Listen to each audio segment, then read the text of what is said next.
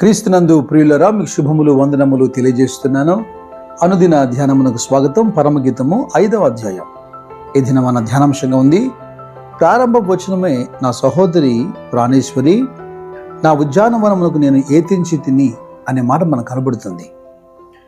పలుమార్లు ఈ మాట ఈ అధ్యాయంలో మనం చూస్తూనే ఉన్నాం. అయితే నా సహోదరి ప్రాణేశ్వరి ఏంటి?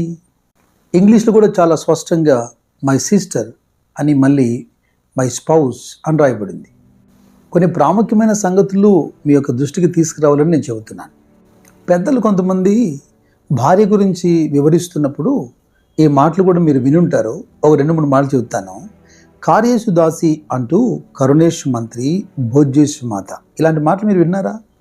ఇక్కడ ఒక ఆహారం వడ్డిస్తున్నప్పుడు ఓ తల్లి మాదిరి, పని చేస్తున్నప్పుడు ఒక దాసిలాగా, ఆలోచన చెబుతున్నప్పుడు ఒక మంత్రిలాగా, ఇలాగ ఒక 6 అంశాలు చెప్పారు పెద్దలు. ఎవరి గురించి? ఒక భార్య గురించే. అక్షరార్థంగా తీసుకుంటే అది సాధ్యపడుతుందా? అది సాధ్యం అవ్వదు. అలాగే ప్రేమకు ప్రతీకగా చెప్పబడుతున్న వర్ణన మాత్రమే. అలాగే మీరు 2వ వచనం గమనించండి.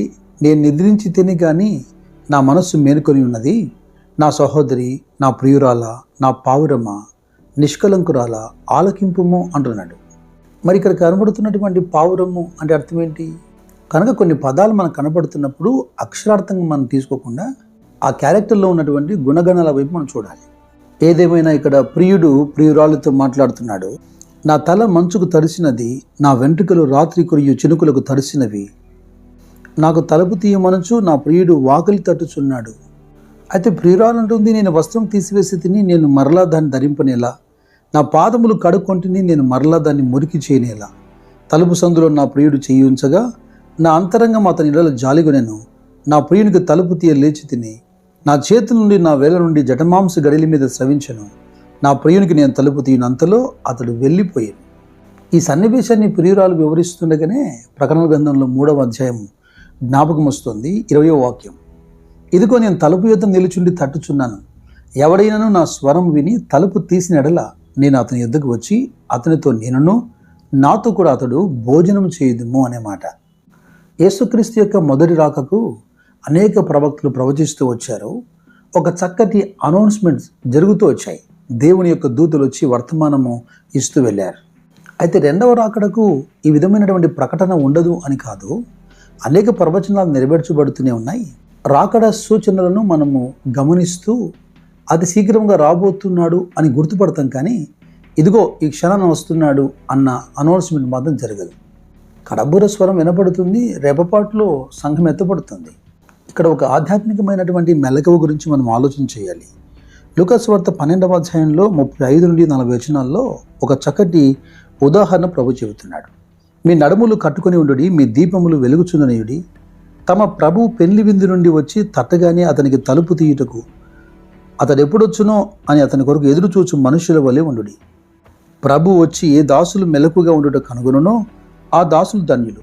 అతను నడుము కట్టుకొని వారిని భోజన పంక్తిని కూర్చుండబెట్టి తానే వచ్చి వారికి ఉపచారం చేయనని మీతో నిశ్చయంగా చెప్పుచున్నాను. కొన్ని సూచనలు, కొన్ని ప్రమాణాలు ఇస్తున్నాడు, కానీ దొంగ ఏ గడియలో వచ్చునో ఎవరికి తెలియదు కదా. అలాగనే మనుష్య కుమారుడు మీరు అనుకునని గడియల్లో వచ్చును గనక మీరును సిద్ధముగా ఉండుడి అంటున్నాడు. ప్రియుని స్వరం వినబడుతుంది, అతని చెయ్యి తలుపు తీసే ప్రయత్నం చేస్తుంది.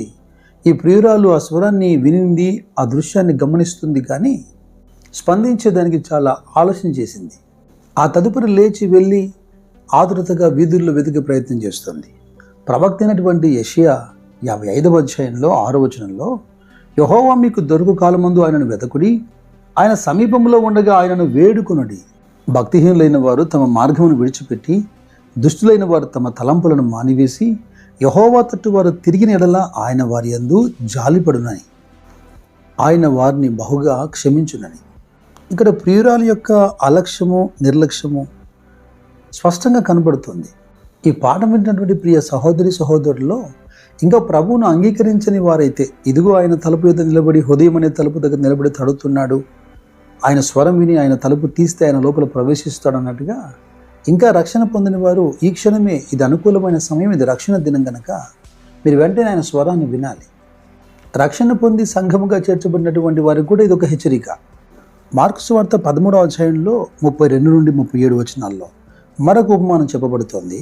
అది యజమానుడు తన దాసులకు అధికారం ఇచ్చి ప్రతివానికి వాని పనిని నియమించి మెలకుగా ఉండమని పాలకునికి ఆజ్ఞాపించి దేశాంతరం పోయినట్టుగానే ఉంది అంటున్నాడు. మరి ఆ ఇంటి యజమానుడు ప్రొద్దుగుంకి వచ్చునో, అర్ధరాత్రి వచ్చునో, కోడి కూయినప్పుడు వచ్చునో, తెల్లవారుజామునప్పుడు వచ్చునో, ఎప్పుడు వచ్చునో మీకు తెలియదు గనుక ఆయన అకస్మాత్తుగా వచ్చి మీరు నిద్రపోవచ్చున్నట్టు చూచునేమో గనుక మీరు మెలకుగా ఉండు.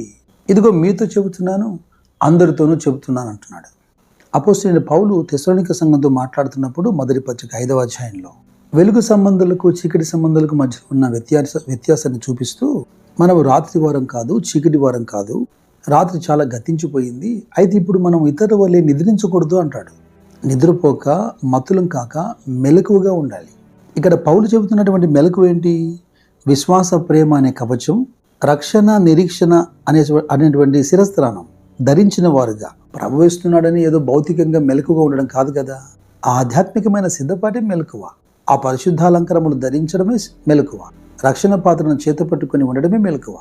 మత్తయి సువార్త 25వ అధ్యాయంలో మొదటి 13 వచనాల్లో చెప్పబడినటువంటి బుద్ధిగల కన్యకలు, బుద్ధి లేని కన్యకలు ఉపమానంలో 5 విడవబడినట్టే ఎక్కడ విడవబడతామా అన్న జాగ్రత్త కలిగి, ఏలైనగా ప్రభువైన యేసుక్రీస్తు ద్వారా రక్షణ పొందుటకే దేవుడు మనల్ని నియమించాడు గాడి ఉగ్రత పొందుటకు కాదు కదా అంటాడు. ప్రియుడు కనబడలేదని ప్రియురాలు వీధుల్లో వెతుకుతూ కావలి వారి చేత గాయపరచబడి వస్త్రం దొంగిలించబడి తన స్నేహితురాలతో అంటుంది, నా ప్రియుడు ఆ ధవలవర్ణుడు, రత్నవర్ణుడు, 10,000 మంది పురుషులలో అతన్ని గుర్తింపవచ్చును. ఒకవేళ మనం కూడా సిద్ధపడకుండా ఇలాగా ప్రియుని గురించి వివరించడం, వర్ణించటం ఇది పెదవుల ఆరాధన కిందకి రాదా? సిద్ధులలో నూనె కలిగినటువంటి ఒక సిద్ధపాటు దేవుడు మీకు దయచేయను గాక. ఎత్తబడే గుంపులో ఆయన మిమ్మల్ని చేర్చును గాక. God bless you.